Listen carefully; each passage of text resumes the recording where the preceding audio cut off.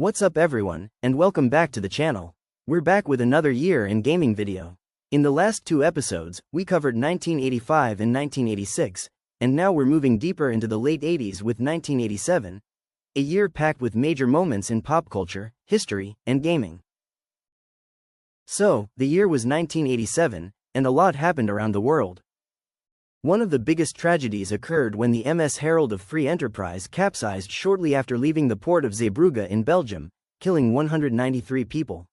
That same year, US President Ronald Reagan delivered his famous speech to Soviet leader Mikhail Gorbachev, urging him to tear down this wall, a moment that would become historic when the Berlin Wall finally fell 2 years later.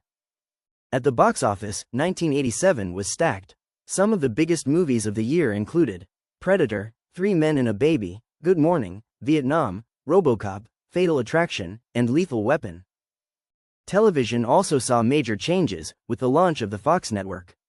Popular shows airing that year included Married with Children, Full House, Star Trek, The Next Generation, Teenage Mutant Ninja Turtles, A Different World, DuckTales, and My Two Dads. On the music charts, 1987 delivered some absolute classics. Hits included Bad by Michael Jackson, I Wanna Dance with Somebody by Whitney Houston, Never Gonna Give You Up by Rick Astley, La Bamba by Los Lobos, Faith by George Michael, and With or Without You by U2. That same year, Michael Jackson released his seventh studio album, Bad, following the record-breaking success of Thriller. Def Leppard dropped their fourth album, Hysteria, and U2 released The Joshua Tree, which would go on to become one of the most iconic albums of the decade. In the world of sports, WrestleMania 3 took place at the Pontiac Silverdome, where Hulk Hogan defeated Andre the Giant in front of a legendary crowd of over 93,000 fans. In football, the New York Giants defeated the Denver Broncos to win Super Bowl 21, earning the franchise its first Super Bowl championship. Meanwhile, Mike Tyson continued his dominance in boxing, capturing additional heavyweight titles and cementing his status as one of the most feared fighters in the sport. But 1987 was also a massive year for gaming. This was the year that introduced brand new IPs that would go on to define entire genres, including one of the most influential JRPG franchises, a stealth-based action game that would change how games were played, and a fighting game series that would put competitive fighting games on the map. The arcade scene was booming as well, with new titles and sequels pushing gaming to new heights and helping arcades thrive during the late 80s. So with all of that said, let's take a look at the year in gaming, 1987. One of the most iconic video games released in 1987 was Final Fantasy. The original Final Fantasy launched in Japan in December of 1987 and quickly became one of the most influential role-playing games of its time. Featuring turn-based combat, a rich fantasy world, and a strong focus on storytelling, the game helped define what a JRPG could be. 3 years later, in 1990, Final Fantasy was released in North America on the NES, introducing Western audiences to the series for the first time. What started as a single title would grow into one of the largest and most successful RPG franchises ever. The Final Fantasy series has since spanned 17 mainline entries, along with numerous spin-offs, remakes, and sequels. Today, Final Fantasy is widely regarded as one of the greatest role-playing game franchises of all time and remains a massive fan favorite, with each new entry continuing to shape the RPG genre. Metal Gear, 1987. After the success of Castlevania, publisher Konami struck gold again by handing a brand new project to a 24-year-old designer named Hideo Kojima. That project was Metal Gear. Released in Japan in 1987, Metal Gear was an action-adventure game, but it did something completely different from most games at the time. Instead of encouraging players to fight enemies head-on, the game focused on stealth, requiring players to sneak past guards and avoid detection. You play as Solid Snake, a member of the Special Forces unit Foxhound, who is sent to infiltrate the fortified state of Outer Heaven and destroy a terrifying new weapon, a walking nuclear tank known as Metal Gear. The game was later released in North America in 1988, introducing Western audiences to a gameplay style that was almost unheard of at the time. The Metal Gear series would go on to become one of the most influential franchises in gaming history, spawning numerous sequels and spin-offs. Solid Snake would become one of the most iconic video game characters of all time, and the series would help define the stealth genre. Its legacy can still be felt today, paving the way for stealth-focused games such as Splinter Cell and many others. Mega Man. Many video game companies have iconic mascots. Nintendo has Mario, Sega has Sonic, and Capcom has, of course, Mega Man. Originally released in Japan in 1987 as Rockman, the game was later released in North America as Mega Man and quickly became one of Capcom's most promising new IPs. In the game, you play as a boy robot named Mega Man, who sets out to save the world from the evil scientist Dr. Wily and his army of 6 robot masters. Like Mario, Mega Man is a platformer, but with its own twist. Players jump, shoot, and gain new weapons and abilities by defeating robot masters, allowing for different strategies and replay value. The franchise became one of Capcom's most successful series, leading to numerous sequels, spin-offs, and even an animated series.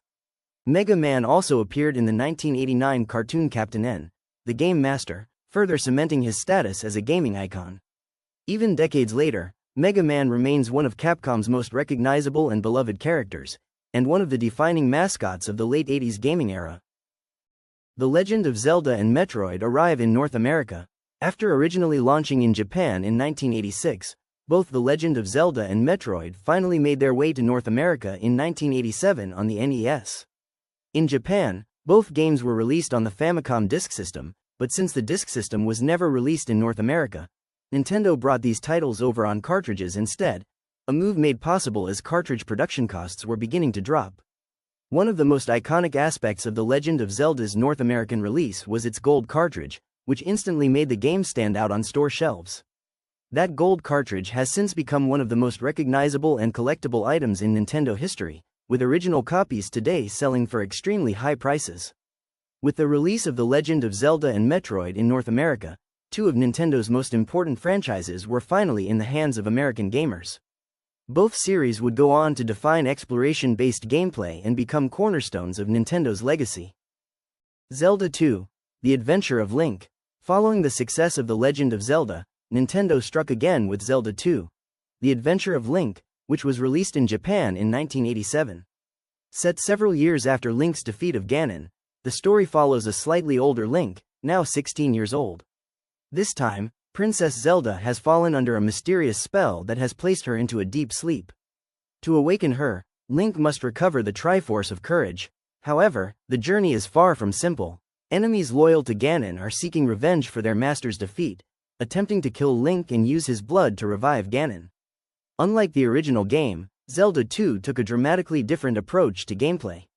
Instead of an overhead open world, the game featured side-scrolling action combat, more similar to games like Castlevania, along with RPG-style leveling mechanics.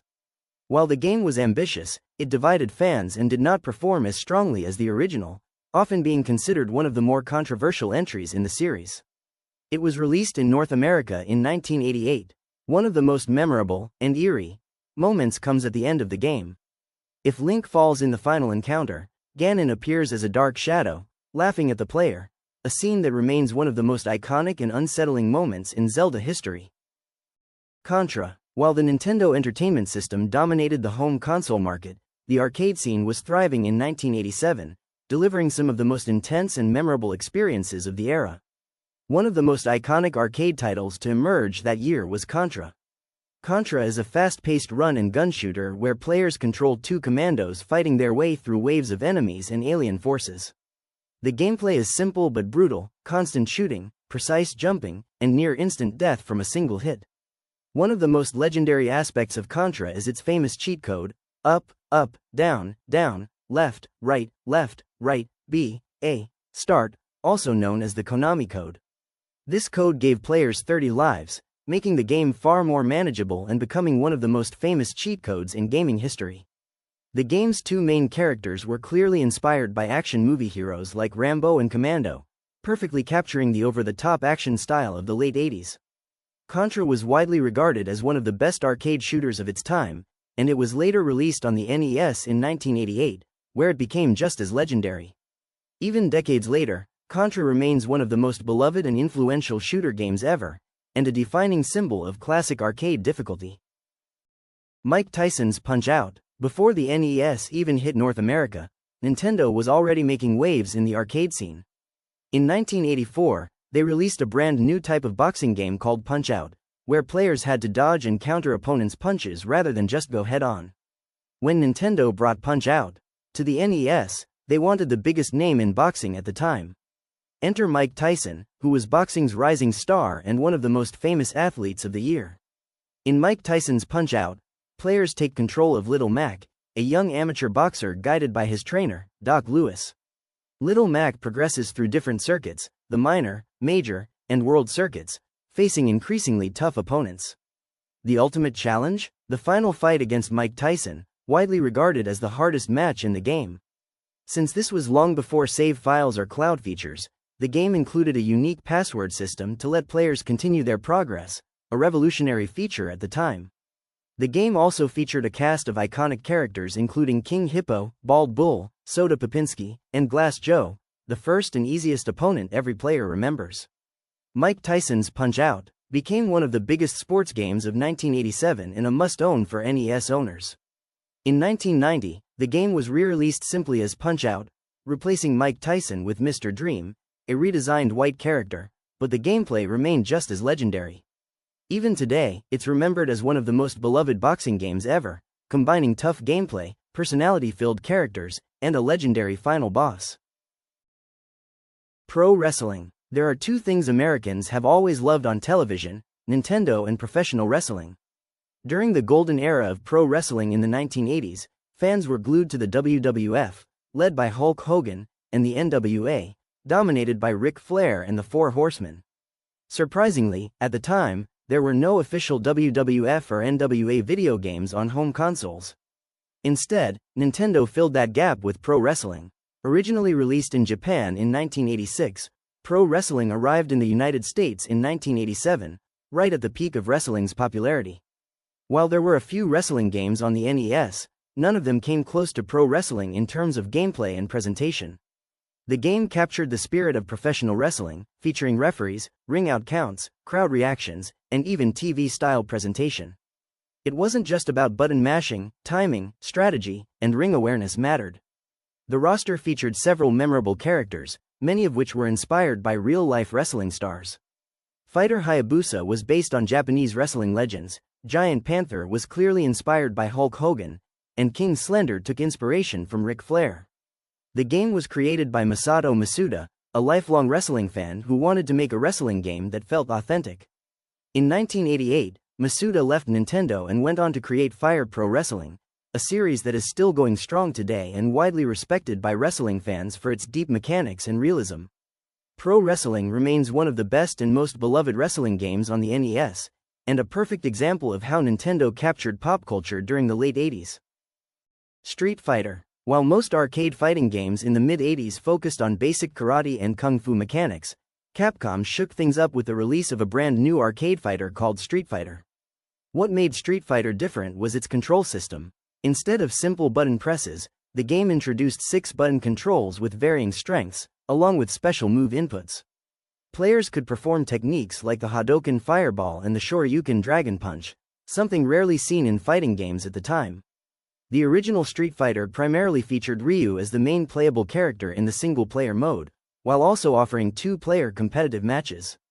Although the game was rough compared to later entries, Street Fighter was groundbreaking for its time and helped lay the foundation for modern fighting games.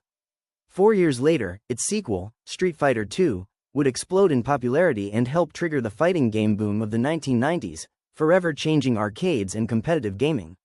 Street Fighter marked the beginning of one of the most influential fighting game franchises of all time, and its impact is still felt across the genre today. Other notable 1987 releases. 1987 was packed with other important games in both the arcade and home console markets. In the arcades, titles like Double Dragon and Afterburner wowed players with their fast-paced action and cutting-edge graphics. Double Dragon introduced cooperative beat-em-up gameplay, while Afterburner gave players the thrill of piloting a fighter jet at breakneck speed.